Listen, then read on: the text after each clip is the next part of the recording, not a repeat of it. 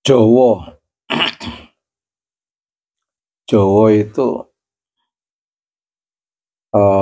banyak makna ya. Ada orang memaknai Jawa, Jowo itu unggah-ungguh, tata krama, paham diri, paham fenomena, paham keadaan, empan papan, kondisi dan keadaan serta paham situasi, itu Jawa. Karenanya ada istilah wong orang Jawani. Berarti wong ora ngerti kondisi keadaan. Termasuk juga Jawa itu membawa diri dengan laku yang baik, yang positif. Kalau ada orang ngomong wong orang Jawani, berarti orang kok tidak memiliki perilaku yang baik, yang tenang, yang mahmudah, terpuji, yang karimah, mulia, itu wong orang Jawani. Atau ada ungkapan wong ora Jowo, maksudnya wong ora paham.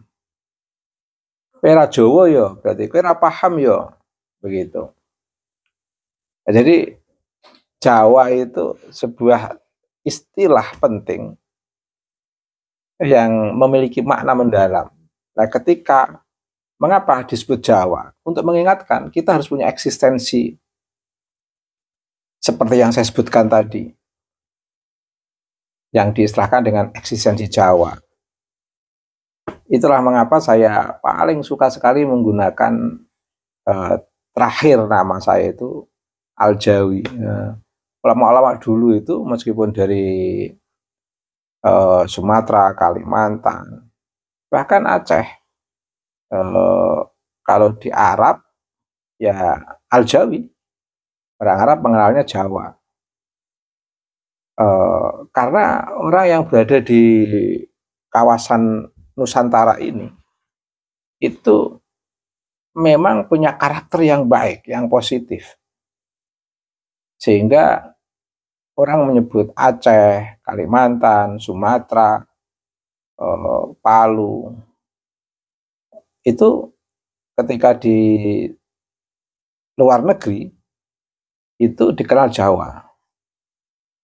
Penulis-penulis dulu menyebut kawasan Nusantara ini dengan nama Jawa, sama. Jadi sebenarnya Jawa itu penyebutan untuk sebuah nama yang penuh etik dari eksistensi seorang manusia yang memahami diri sendiri dan memahami orang lain, yang bisa membawa diri, yang elegan, yang memiliki sopan santun, tata krama, yang mencoba ingin memahami orang lain, tidak hanya bagaimana dirinya dipahami, tapi dia juga ingin memahami orang lain. Nah, itu Jawa. Wong orang Jawani. Nah, berarti orang kok tidak memiliki kriteria yang saya sebutkan tadi itu. Wong kowe ra Jawa ya, maksudnya kira paham ya, misalnya begitu. Wong Jawa, wong sing paham. Makanya orang Jawa itu tidak suka mengaku paling alim, paling pinter tuh gak suka orang Jawa. Tetapi dia lebih suka bagaimana dalam memberikan dalam memberikan orasi, dalam memberikan refleksi, itu refleksi yang memahamkan. Dalam konteks pembicaraan, itu pembicaraan yang memahamkan. Pembicaraan yang bisa mendudukkan persoalan secara mendasar. Sehingga tidak loncat-loncat. Sistematis. Jadi wong Jawa itu wong sing berpikir mendasar.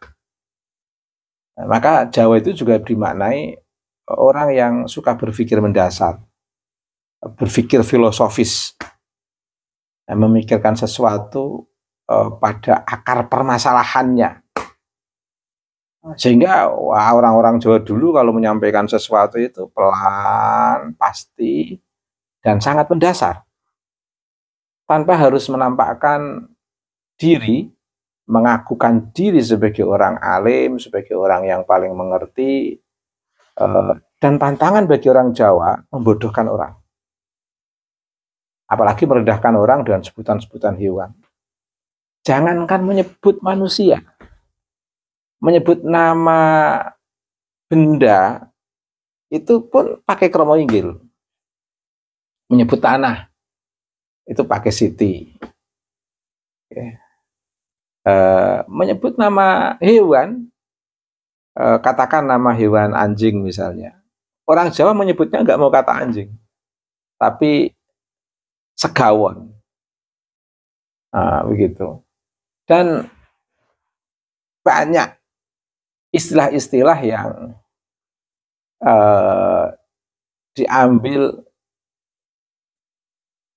disebut dengan sebutan yang lebih lembut dan halus. Itu orang Jawa. Jadi orang yang menghargai orang lain, tidak merendahkan. Makanya mohon maaf ini, kalau ada mubalek ceramah kok merendahkan orang lain, itu orang Jawa ini sudah terpengaruh dengan, mungkin sudah terpengaruh dengan Habib, karena pola-pola dakwah Habib itu kan yang di sosial media itu kan seperti itu, bocil-bocilnya itu suka merendahkan orang lain. Termasuk gak ada orang Jawa, kalau memang tradisi Jawa itu ngomong di depan orang mengaku paling alim, paling pinter. Enggak. Itu lagi-lagi terpengaruh di luar tradisi Jawa itu. Orang Jawa itu lebih menekankan pada pemahaman, membangun argumentasi yang kuat, yang dia sendiri paham dan bisa memahamkan orang lain. Nah, nanti kan pada akhirnya orang mengukur kecerdasan, kealiman seseorang bukan karena dari pengakuannya sebagai orang alim, tapi cara memberikan argumentasi. Itu argumentasi yang bersahaja, memahamkan, membebaskan orang lain dan mencerahkan orang lain. Tidak membuat orang lain merasa kecil di hadapan kita. Bagaimana orang lain itu juga merasa memiliki kesetaraan, merasa mendapatkan pencerahan dari urian-urian yang disampaikan oleh orang yang memiliki tradisi Jawani tadi itu. Jadi kalau ada mubalek, siapapun lah, merasa paling alim, merasa paling pinter, terus merendahkan orang lain di depan publik, itu tidak Jawani. Tidak Jawani, pasti terpengaruh dengan tradisi yang lain, mungkin dari tradisi negara tetangga atau negara tetangga jauh misalnya, yang tradisinya lain. Orang Jawa itu tidak ada tradisi menjajah, makanya orang Jawa dimanapun bisa adaptif. Orang Jawa dimanapun itu bisa adaptif. Kalau menggunakan tradisi Jawa, itu dimanapun bisa adaptif. Baik di luar negeri, maupun di kawasan Nusantara ini, dimanapun yang menggunakan tradisi Jawa, itu lebih adaptif. Tidak menjajah, lebih manusiawi, lebih menggunakan ajiroso, tepo seliro. Itu orang Jawa. Karenanya kalau sekali lagi ceramah kok menjatuhkan orang lain, merasa paling alim, merasa paling pinter, itu enggak Jawani. Paling repot itu merasa paling pinter, alim, tapi tidak memahamkan orang lain. Memahamkan tidak dari sekedar memahamkan pengetahuan yang diberikan tapi latar belakang, duduk persoalan, akar pengetahuan ketika kita pahami. Jadi begini, bagaimana pengetahuan yang kita pahami itu menjadi satu bibit yang bisa menumbuhkan, yang bisa tumbuh dan melahirkan buah. Jadi pengetahuan itu tidak hanya kita tangkap, selesai, tidak. Nah, pengetahuan itu bagaimana kita tangkap, lalu dia bisa tumbuh, lebat, berbuah dalam kepribadian kita. Dan mengeluarkan banyak ranting yang setiap ranting itu memiliki buah sampai menjulang ke ars. Dan menyentuh akar-akar pengetahuan dari tiap ranting itu memunculkan buah yang menumbuhkan akar-akar baru, akar-akar pengetahuan baru. Nah, makanya filosofi al-ilmu bila amalin kasyajari bila tamarin itu sangat jawani sekali. Ilmu kalau tidak diamalkan itu bagaikan pohon yang tidak berbuah. Nah, ilmu itu kan pengetahuan yang didapat seseorang dalam perspektif ini. Contohnya Jawa tadi itu, Jawani tadi. Amal itu artinya merefleksikan sikap dan perbuatan, tindakan. Jadi adil sudah dalam tindakan dan perbuatannya, dalam pikiran dan tindakan. Kalau sudah seperti itu, maka kasyajari, maka bagikan pohon yang berbuah, pohon yang bisa melahirkan buah-buah pemikiran, yang bisa membentuk sikap adil dalam pikiran dan tindakan.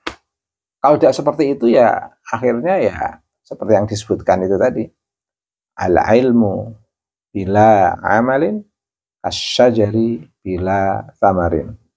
Ilmu tanpa amal bagikan pohon tanpa buah.